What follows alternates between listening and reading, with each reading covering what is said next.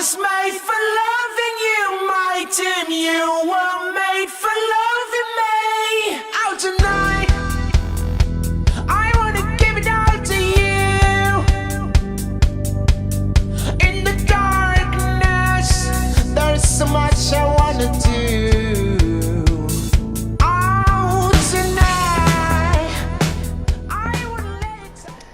Hey tout le monde, c'est Matmo199. On se retrouve cette fois-ci pour le 4e épisode de Parlons Euro avec l'ami Jaxtaylor54 car cette fois-ci il est là. Salut à toi Jax. Salut Matmos99, salut tout le monde.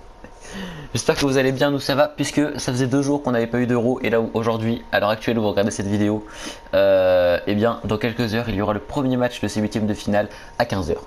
Alors on va prendre le schéma habituel de vidéo, c'est-à-dire tout d'abord l'équipe de France, les thèmes globaux, le coup de cœur et les pronostics. Les pronostics d'ailleurs ça va être une partie importante parce qu'on va faire le calcul de tous les groupes. Je te rappelle qu'on avait pronostiqué sur chaque groupe et on peut avoir combien de points on a gagné chacun. Alors donc l'équipe de France, on va commencer par ça je pense. On va pas faire un débrief de France-Suisse parce que si tu es d'accord avec moi, ce match se résume à des t-shirts déchirés, des ballons crevés, une pelouse pourrie et pas beaucoup d'action à part Pogba. C'est ça. Il y a 3 transversales, dont une offerte par le gardien, mais voilà, c'était des actions individuelles et il n'y avait pas de collectif, il n'y avait pas d'envie, il se passait rien d'intéressant, quoi. Je suis bien d'accord avec toi. Donc du coup on va directement passer sur le 8e de finale de notre chère équipe de France, qui sera opposé à l'Irlande, enfin à l'Air, parce qu'il y a 2 Irlandes, mais donc à l'Air cette fois-ci. L'Air qu'on avait déjà affronté pour la dernière fois en match officiel en 2009, en novembre 2009, match retour de barrage avec un certain Thierry Henry. Je te laisse rappeler les faits, mon cher Jax. Bah écoute, main de Thierry Henry qui centre, puis Gallas n'a plus qu'à la pousser au fond, et donc du coup on se qualifie sur cette magnifique main. Ouais, on se qualifie pour la Coupe du Monde 2010 qui sera, je pense, le plus gros fiasco de l'histoire du football ça, donc en fait finalement il aurait mieux fait de pas la faire sa main, on aurait mieux fait de pas y aller. Ouais, bah complètement, parce que vu l'histoire du bus, etc. Bon, on va pas en reparler parce que bon, ça serait remuer le couteau dans la plaie, mais c'est moi qui ne va pas en reparler alors que c'est moi qui ai lancé le sujet. Enfin bref, donc on va passer sur l'actualité. France-Irlande. Donc l'Irlande qui lors de son dernier match a battu l'Italie 1-0, mais une Italie grandement remaniée puisqu'il n'y avait que 3 joueurs titulaires par rapport au match d'avant et que Sirigu était dans les buts et il a fait une énorme erreur. Donc globalement, c'est normalement un 8e de finale accessible pour l'équipe de France. Oui, si c'était la question, oui, je pense que c'est accessible. Après, je me dis, s'ils ont encore en tête cette main un petit peu scandaleuse qui s'est produite, ils vont peut-être avoir envie, ils vont peut-être avoir la rage au ventre et ils vont nous poser énormément de problèmes. Donc ça peut être un très gros match aussi bien sur le terrain qu'en tribune, parce qu'en tribune avec les supporters irlandais, ils vont mettre le feu, ils vont mettre l'ambiance, ça va être énorme. Et ben moi d'ailleurs tu me fais revenir là-dessus, je reviens à ce match après. Je souhaite qu'on remette le trophée de meilleur supporter de la compétition aux Irlandais. Ce sont des génies. Je sais pas si t'as vu, mais ils ont fait chanter la police française en faisant des chants en hommage. Ils soutenaient les policiers français, les supporters irlandais, en faisant des chants en mode. Ils ont dragué une meuf en faisant des chants pareils, mais pour rire quoi. Puis à un moment, il y en a un qui a cassé une voiture, mais ça va exprès, tu vois, mais genre un tout petit peu écabossé. Ouais, ils ont tous mis des sous. Ouais. Ils ont tous mis des billets à travers la voiture. J'imagine le mec quand il a ouvert sa voiture, puis il avait plein de billets, il a cru qu'il avait gagné à la machine à sous. Non mais voilà, c'était vraiment un truc si on devait leur remettre le trophée. Aussi, la berceuse qu'ils ont chanté pour un petit enfant qui était dans le tram avec ses parents et il voulait s'endormir. Un petit enfant, un petit nourrisson, ils lui ont chanté une petite berceuse, c'était énorme. Ah, ils sont top ces supporters. Donc voilà, donc le match France-Irlande, concrètement, c'est le premier match coup près de l'équipe de France, un peu le premier match test, parce que les 3 premiers matchs étaient contre des petites équipes, même si la Suisse, j'ai beaucoup de respect pour nos amis suisses, on a eu droit à un match de merde où personne n'a joué. Donc du coup, là on va jouer un vrai match à test, le vrai premier match test de Didier Deschamps finalement depuis la Coupe du Monde, un match coup près. Voilà, on sait jamais ce qui peut se passer sur un match, mais j'espère quand même qu'on va gagner, parce qu'on a quand même une aisance technique qui est meilleure que les Irlandais. Oui. Alors maintenant on va partir sur un plus vaste débat qui est le 11 de départ que tu mettrais face à l'Irlande, parce que là il y a beaucoup de débats depuis le match de la Suisse, notamment la titularisation ou non de Blaise Matuidi. Moussa Sissoko qui a fait un gros match contre la Suisse doit-il être titularisé, Pogba faut le mettre à gauche ou à droite, 4-2-3-1, 4-3-3, enfin il y a beaucoup de débats. Donc, qu'est-ce que toi tu mettrais comme proposition pour battre cette équipe irlandaise? Moi je resterais sur un 4-3-3. 4-3-3, Lloris évidemment dans les buts, Sagna parce que Jallet il est pas meilleur, Sagna. J'allais te dire la même chose. Oh, Sébastien. Oh, la lourdeur du mec. Bref, à gauche, non, moi je suis désolé, mais là j'en peux plus des bras. C'est juste j'en peux plus. Donc je mettrai Lucas Digne. Voilà, tout simplement. J'ai pas peur de le dire. Après, la vraie question, c'est est-ce qu'il est digne de sa place? Alors maintenant, je vais essayer de Rami. Normalement, tu feras rien, donc je vais mettre Rami. T'as peut-être un truc à dire, non? Je sais pas, je pense qu'il est bon au jeu de cartes, au Rami. Je sais pas si tu connais ce jeu. Ouais, ok, bon, ça va. C'est un petit jeu de mots qui passe. Koscielny, alors vas-y, bon courage. Donc tu vas mettre que au milieu de terrain ensuite parce que là j'ai rien. Voilà, c'est ce qui me semblait.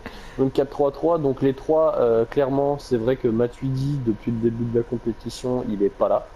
Donc, Comme dirait Vianney je fais d'ailleurs. glisser Pogba à gauche. Oui, voilà. Je fais glisser Pogba à gauche, je mets Moussa à droite, et puis bah, je laisse N'Golo au centre. Ouais, je suis d'accord avec toi. Kanté a clairement fait la meilleure performance depuis le début de l'Euro en équipe de France parce que typiquement Kanté pas là, ça se passe mal. Donc Je vais peut-être mettre Cabal, finalement. non mais sans blague, cette fois-ci Kanté a vraiment fait une super impression et il était là pour être remplaçant de Lassana Diarra, puis remplaçant de Cabaye et au final il a pris la place de Lassana Diarra blessé et de Cabaye en disant voilà je suis meilleur que lui quoi. Et vraiment il m'a fait une très très belle impression l'ami N'Golo. C'est vrai. Et du coup, je mettrai en attaque Oliver Giroud. Je mettrai ensuite à gauche Dimitri Payet. Qui va briller. À droite, Kingsley Coman. Je ne préfère pas relever, donc je conclurai encore, je me répète, par Kingsley Coman à droite. Alors là, tu laisses Griezmann sur le banc. Oui. Oh, ou le choix audacieux. Alors moi, alors j'ai quelques divergences avec toi parce que honnêtement, alors moi tu vois, je pense qu'Evra, si tu veux en tant que supporter parisien, j'ai vu beaucoup jouer Lucas Digne, quelques matchs avec Paris et même si battre Evra c'était catastrophique, on manque, enfin en fait je suis affligé par le manque d'arrière gauche en France. On en revient à devoir choisir entre Patrice Evra ou Lucas Digne. Et c'est vrai que là je me dis mais pourquoi Didier Després, pourquoi t'as pas pris Kurzawa? Je comprends pas. Je reviendrai pas sur la blague Didier Deschamps, Didier Després, on va oublier. Mais je comprends pas pourquoi il a pas pris Kurzawa. De même sur l'arrière droit, tu vois. Alors j'ai entendu cette idée ne vient pas de moi, mais de Franck Leboeuf qui sur RMC a dit moi je mettrais bien Moussa Sissoko à droite, arrière droit. Et je suis d'accord avec lui. Parce que je trouve que Moussa Sissoko arrière droit, il va tellement vite. Parce que pour moi, Moussa Sissoko, c'est pas un grand joueur technique, mais pour les JO, il serait pas mal pour le 100 mètres. C'est un joueur qui va tellement vite, qui est tellement puissant que je pense qu'il est capable de faire des allers-retours. Et comme contre l'Irlande, on va avoir le ballon. C'est pas comme si on jouait l'Espagne où on aurait dû beaucoup défendre. Contre l'Irlande, on va avoir le ballon. Et je pense qu'avoir un latéral qui peut monter, qui peut vraiment se projeter très fort devant, et ben je pense que Sissoko arrière droit, ça marcherait bien. Donc ça, c'est un pari audacieux que je prendrais et je ferais ça. Après, au milieu de terrain, N'Golo Kanté évidemment. Pogba à gauche, je te rejoins. Et je pense que je laisserai quand même Blaise Matuidi au milieu de terrain parce que j'ai pas envie de mettre Cabaye, pour moi il a pas de niveau, même s'il a été très bon contre la Suisse Cabaye, mais je trouve qu'il a pas de niveau international, donc je laisserai N'Golo. Par contre je mettrai Matuidi à droite, voilà, je laisserai Pogba à gauche parce que Pogba est meilleur et il doit avoir la préférence du choix, comme là Messi par exemple à Barcelone qui dit bah, si j'ai envie de jouer en buteur, bah, les autres se changent, on se met en fonction du meilleur joueur. Et en attaque je te rejoins, Giroud moi aussi évidemment, Dimitri Payet, voilà, il est indispensable à l'équipe de France, il est rentré contre la Suisse, il a failli mettre un but phénoménal encore. Et par contre je comprends pas ton choix de mettre Coman. Griezmann il a marqué contre l'Albanie, alors il n'était pas au top de sa forme, je suis d'accord, mais c'est tellement un grand joueur que ça me paraît quand même compliqué de le mettre sur le banc. Voilà ma composition d'équipe. Que penses-tu du choix de mon ami Moussa Sissoko arrière droit? Bah c'est un choix osé, mais après je te dis essayer de le mettre arrière droit alors qu'il a jamais joué arrière droit de sa vie et même pas au niveau international, enfin même pas en équipe de France, tu vois, c'est chaud sur un. Enfin si c'est pour un match où vraiment t'as pas le choix, je sais pas, t'as Jallet qui est blessé, t'as Sagna qui est blessé, ok, à la limite bah de toute façon faudra bien trouver quelqu'un pour dépanner. Mais je te répondrai que c'est un pari assez osé, hein. Je te répondrai que Samuel Eto'o a joué son premier match arrière droit en demi-finale de Ligue des Champions contre le FC Barcelone. Ouais, mais c'est parce qu'il avait pas le choix. Ouais, c'est vrai. Bon, de toute façon, Didier Deschamps ne mettra pas Sissoko arrière droit, hein. C'est juste une petite stratégie de ma part, mais voilà, je pense que ça va pas être pas mal. En plus, j'avais sorti ton copain Sagna, t'aurais dû être content. C'est vrai.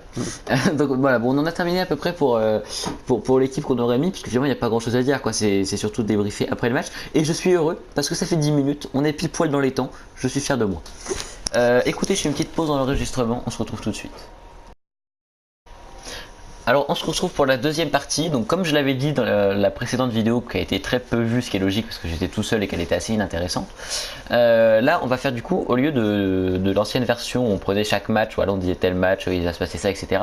Là moi le débrief des matchs, enfin pas le débrief mais l'analyse des matchs, je vais la garder pour les pronos avec Jax. Là on va parler des équipes qui ont déçu ou à l'inverse fait des belles choses durant ces phases de poule. Et on va commencer pour j'ai pris 4 équipes, on a choisi 4 équipes et la première équipe sur laquelle on souhaite exprimer c'est l'Espagne. Et donc l'Espagne et par la même occasion la Croatie, hein, parce que je vais regrouper les deux. Je vais te laisser commencer, je vais juste rappeler le parcours de l'Espagne et de la Croatie. L'Espagne a gagné son premier match contre la République tchèque 1-0 à la fin, a fait une très grosse impression en gagnant 3-0 contre la Turquie et a perdu 2-1 contre la Croatie au terme d'un match épique que moi personnellement j'ai adoré regarder. Et la Croatie de son côté a gagné 1-0 contre la Turquie son premier match, fait 2-2 contre la République tchèque sur 2 buts très bizarres, enfin sur une situation très bizarre à la fin du match, et a battu l'Espagne 2-1 encore une fois à la fin d'un match épique. Voilà, donc je vais te laisser commencer. Qu'est-ce que tu pensais globalement de ces deux équipes?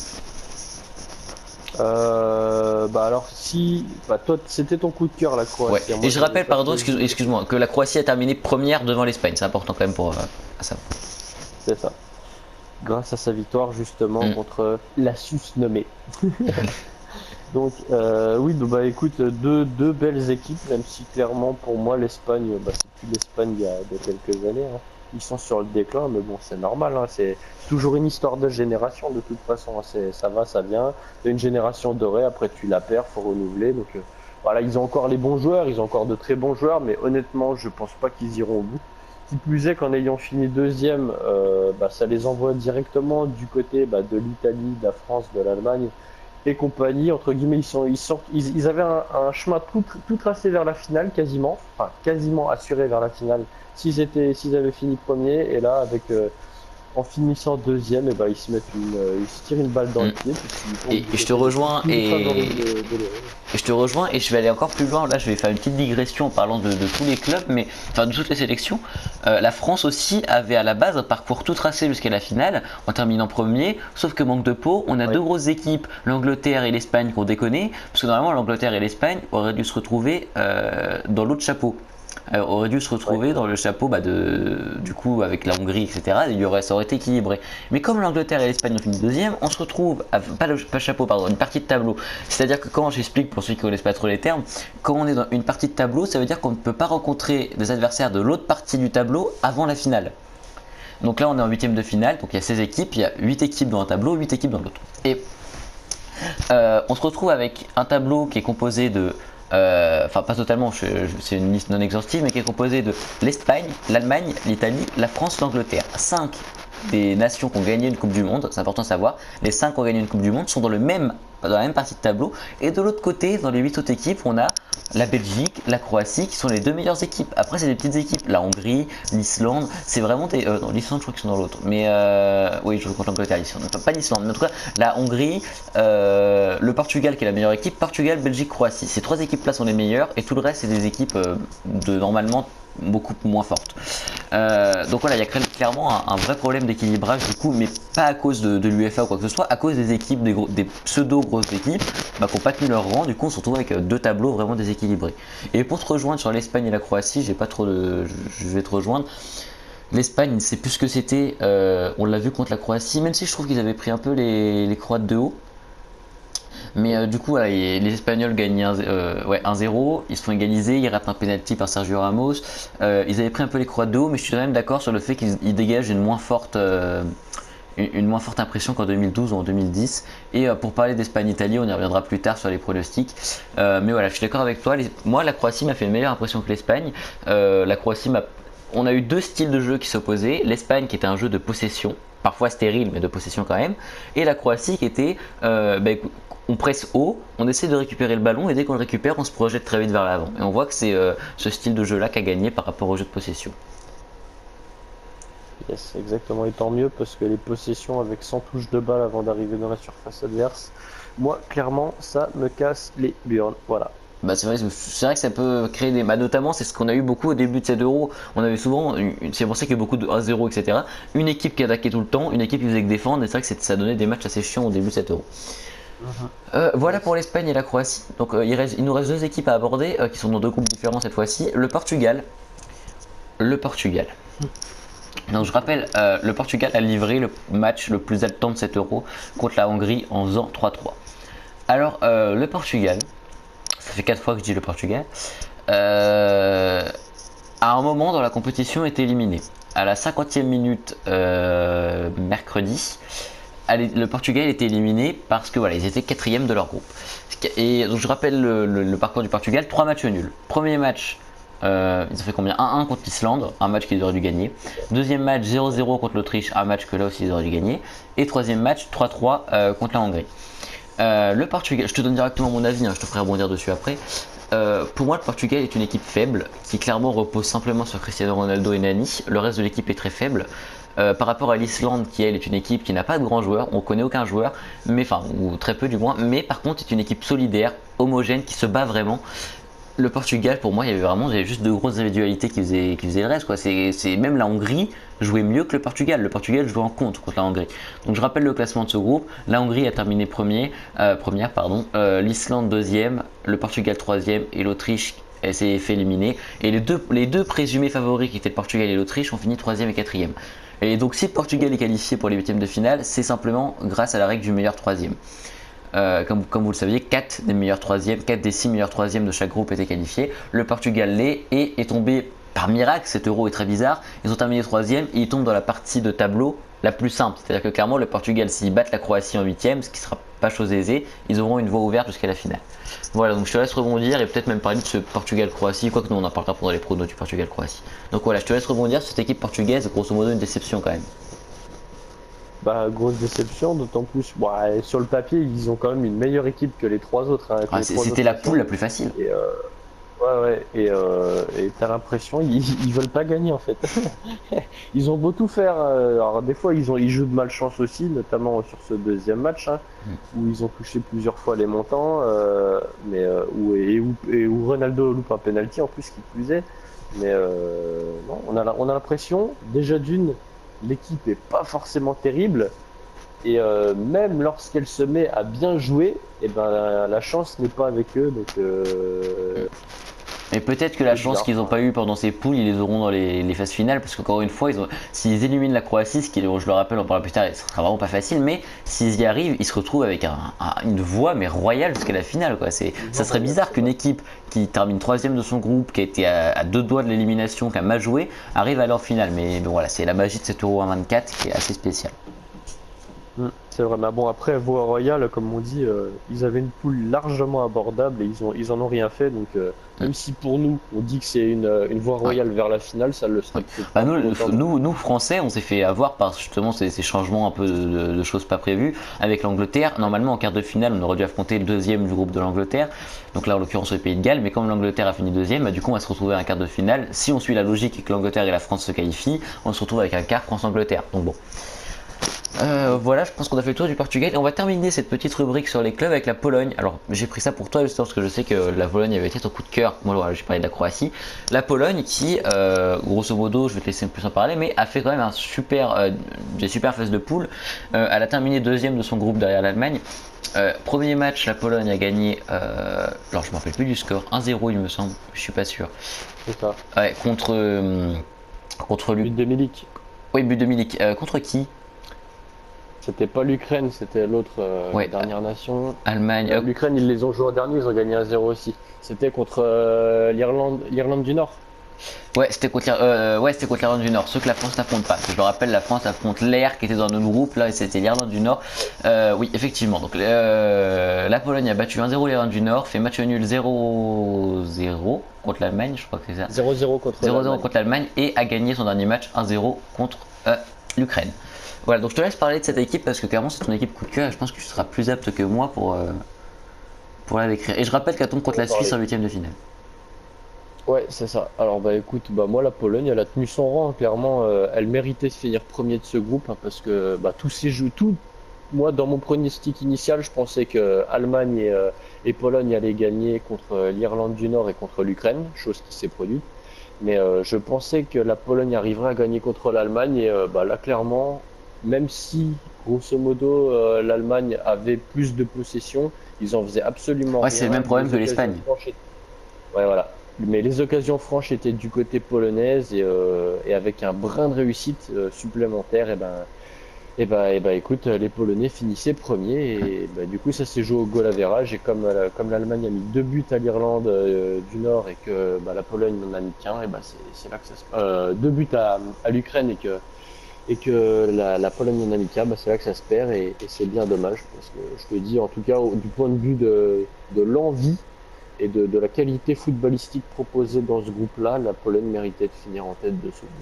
Eh ben écoute, je te rejoins complètement, je suis d'accord, j'ai vu le match Pologne-Allemagne, honnêtement la Pologne, si Milik qui avait été plus réaliste, parce que c'était quand même un gros problème de la Ouais, part de Milik, qui a bouffé 2 fois il la a feuille pas du voulu match, marquer. la Pologne aurait fini première, mais je remercie Milik car grâce à lui j'étais battu sur les pronostics de ce groupe. Alors voilà, C'est vrai. bah, on en a terminé sur ces petites revues de groupes finalement, même si on n'a pas parlé de tous les groupes, on a parlé des plus grosses surprises un peu de ces groupes. Donc voilà, là on va passer donc à la rubrique habituelle, l'équipe coup de cœur et le joueur coup de cœur, cette semaine choisi par Jax. Je fais une pause dans l'enregistrement, on se retrouve tout de suite. Donc nous voilà pour cette rubrique de l'équipe coup de cœur. Je ne les connais pas parce que j'ai dit à Jax mais c'est quoi ton équipe coup de cœur et ton jeu coup de cœur et on s'est dit bah écoute on va pas les dire, ça va être plus marrant donc je vais la découvrir en même temps que vous. Donc Jax je te le demande, roulement de tambour, quelle est ton équipe coup de cœur? Eh ben écoute, pour toute la ferveur qu'il y a autour de cette nation, je vais te dire l'Irlande. Irlande, laquelle? L'Irlande, pardon, L'air. l'air. L'Irlande. Va te faire enculer. Le mec son équipe coup de cœur c'est l'équipe qui joue au de la France, alors, Ah, je sais. C'est pour ça que, honnêtement, même si l'air bat la France, et ben, quelque part, je serais content quand même parce que je te dis, pour tout ce que cette nation a réussi à nous honnêtement, je pensais même pas que, ouais, si je pensais comme qu'ils allaient finir au moins troisième, je les voyais au moins finir troisième. Après, à ça savoir, en avait pas l'air. est-ce qu'ils feraient partie des meilleurs troisièmes, ça je savais pas, mais je pensais qu'ils pouvaient pas finir mieux que troisième. Mais du coup, bah, ça me fait plaisir parce que pour tout ce qu'on a dit tout à l'heure concernant leurs supporters, ils le méritent.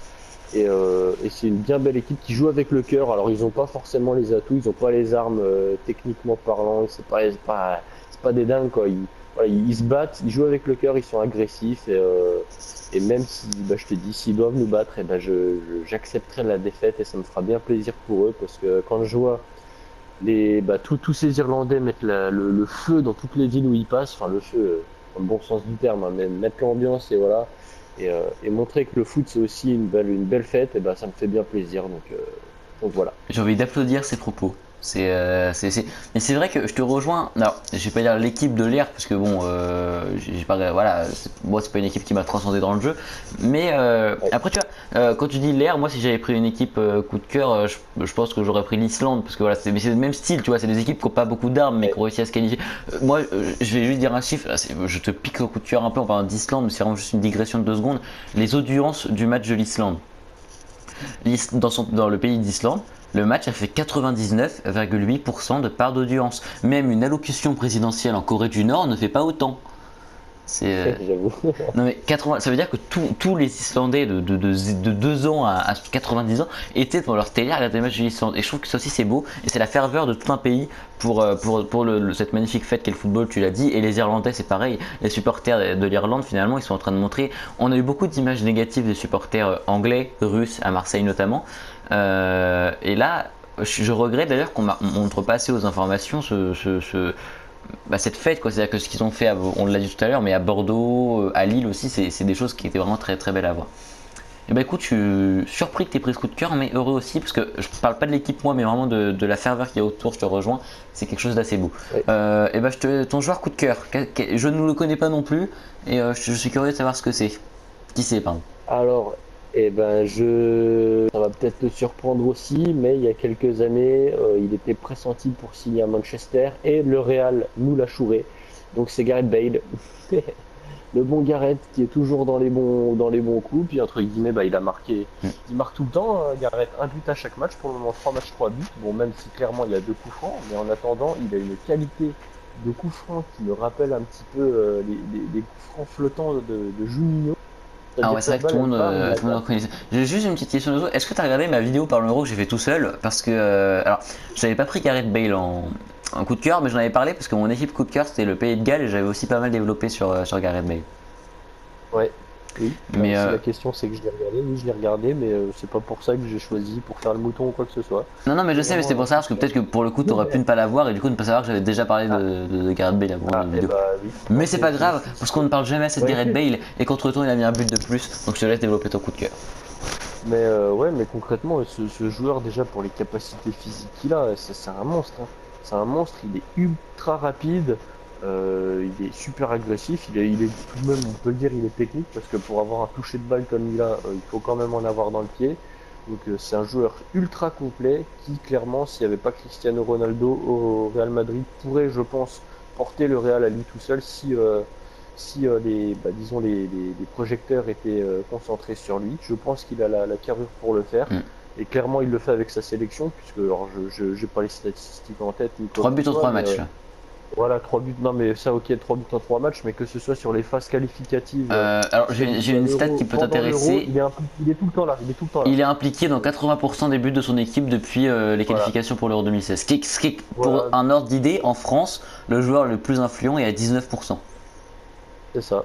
Voilà, exactement. Donc ça veut dire qu'il tient sa sélection à bout de bras, parce que bon, enfin à bout de bras, il y a quand même des bons joueurs autour, notamment une bonne défense, mais après le Pays de Galles, c'est pas le Brésil non plus, quoi. Donc clairement, c'est la star de l'équipe. C'est vrai que le Brésil a jamais rien fait à l'Euro, et ça c'est quelque chose que je regrette énormément.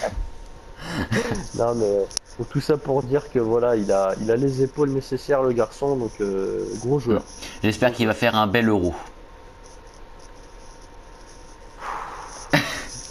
Voilà, on en a fini pour la rubrique coup de cœur et l'équipe coup de cœur. C'était court, vous avez vu, mais voilà, on vous fait des vidéos un peu plus courtes, c'est mieux pour vous, j'imagine. Et du coup, on part carrément directement sur les pronostics. Tiens, c'est passé relativement rapidement. Même si là, les pronostics, ça va être un peu plus long, on va faire le bilan des pronostics qu'on avait fait pour les groupes. Alors, je les ai pas sous les yeux, mais je pense que je me rappelle à peu près de ce qu'on. Si jamais je me trompe, vous aurez une annotation, mais on se rappelle à peu près de ce qu'on a parié quand même, enfin de ce qu'on a misé. Alors, je vais directement vérifier quand même les classements des groupes parce que pour ne pas me tromper. Alors, le groupe A, il me semble que, cher Jax, tu avais misé une qualification de la France et la Suisse dans cet ordre-ci, et j'avais misé la France et l'Albanie. Alors, pas une qualification, mais les deux premières places, on avait parié. Ouais. Et bah, bravo Jax, tu gagnes 3 points puisque tu as eu les deux qualifiés dans le bon ordre, et moi un seul point puisque je n'avais que même pas 0 points moi, parce que j'avais aucun des deux bons, j'avais pas les deux bons qualifiés et donc du coup pas le bon ordre. Donc tu gagnes 3 points et moi 0. Il me semble que tu me passes devant de 2 points à l'heure actuelle avec si on cumule avec les scores d'avant. D'accord. Et bah félicitations à toi. Merci, ça fait plaisir. Le groupe B, donc Pays de Galles, Angleterre, Slovaquie, Russie, nous sommes des merdes. Ouais, la Russie elle nous a plombé quoi. Ah là Vladimir, Poutine, t'as pas été cool là. Donc on a eu là, je pense qu'il a envoyé tous ses joueurs au goulag de toute façon, t'inquiète, on les reverra pas là. Grave. Donc du coup on a eu aucun 0 point pour nous deux puisque nous n'avions aucun des deux bons qualifiés ni dans le bon ordre. Jax conserve ses 2 points d'avance à l'heure actuelle. Dans le groupe C, Allemagne, Pologne, Irlande du Nord, Ukraine. Jax avait parié la Pologne et l'Allemagne qualifiées, moi aussi, qu'on a tous les deux un point. Sauf que j'avais mis l'Allemagne et la Pologne, et lui la Pologne et l'Allemagne, ce qui fait que je gagne 2 points en plus. J'égalise dans cette course au point. Exact. Donc je te rejoins. Et j'ai une question, on sait toujours pas ce que va faire la personne qui perd à la fin de cet euro. C'est vrai. Faut vraiment trouver. Moi je propose que je sais que beaucoup de personnes qui regardent des Parlons Euro regardent les vidéos Battlefront. Je pense qu'un gage en rapport avec Battlefront pourrait être marrant. Mais ça pourrait être pas mal. On verra ça plus tard. Alors le groupe D, parce que pour l'instant nous sommes à égalité en termes de points. Le groupe D, Croatie, Espagne, Turquie, République tchèque. Alors moi je vais simplement dire un petit merci Ivan Perisic, puisque jusqu'à la 75e minute de ce match, tu avais 3 points et moi 1. Mais grâce au but croate, j'avais parié la Croatie et l'Espagne. Tu avais parié l'Espagne et la Croatie. On a eu tous les deux bons qualifiés. encore une fois, je trouve qu'on est pas mal, donc on a tous les deux un point, mais je prends 2 points d'avance grâce à la première place de la Croatie. Bien joué. Merci, c'est bien d'être fair play. Le groupe E, Italie, putain, on est encore, on est vraiment nul, hein. Je vous mets un replay du Parlons E. Alors non, je sais pas si je vous mets un replay parce que je sais pas si j'ai encore la piste, comment dirais-je, du montage de l'épisode 1. Mais dans l'épisode 1, Jax et moi, enfin je dis à Jax et moi avions pronostiqué une élimination de l'Italie de manière très sûre d'ailleurs. Parce que on avait tous les deux dit que l'Italie avait pas le niveau pour 7 euros. Oui. Bah écoute, je pense qu'on peut. Bah là on se tait. Voilà, on va passer au groupe F. Donc, du coup, on n'est pas beaucoup mieux pour être franc. On avait parié Portugal-Autriche 1-2 tous les deux. Non, moi j'avais parié Portugal-Islande. Tu avais parié Portugal-Autriche pour les deux qualifiés. L'Hongrie et l'Islande ont fini 1 et 2. Typiquement, nous n'avons pas été très bons. Hein.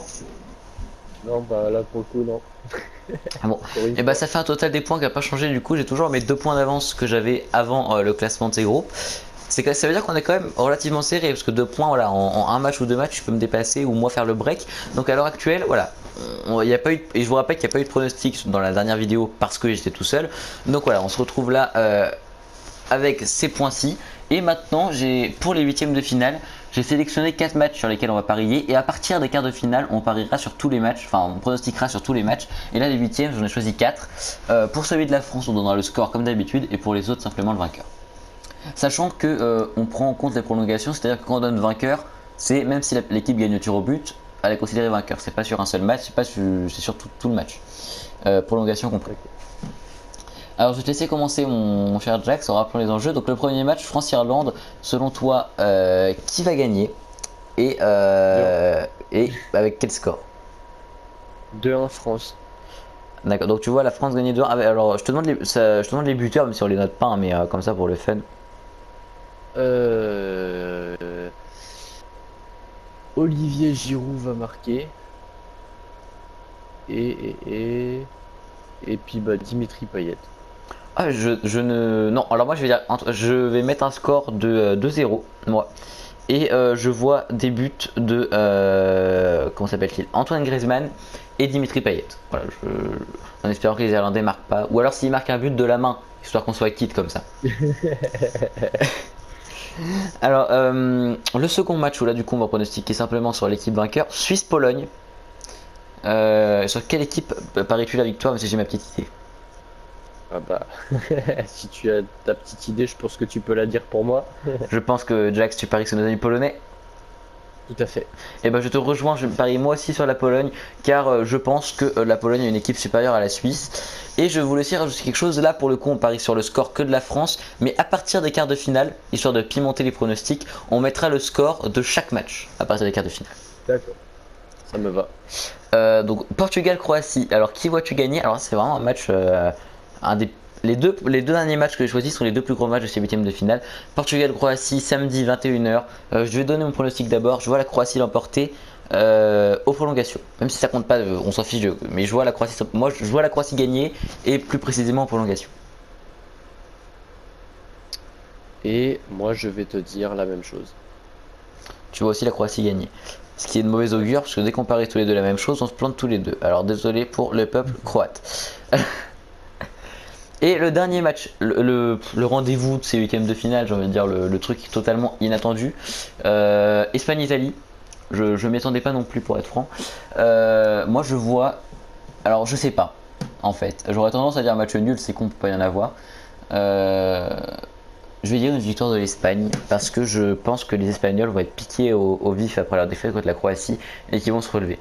Voilà.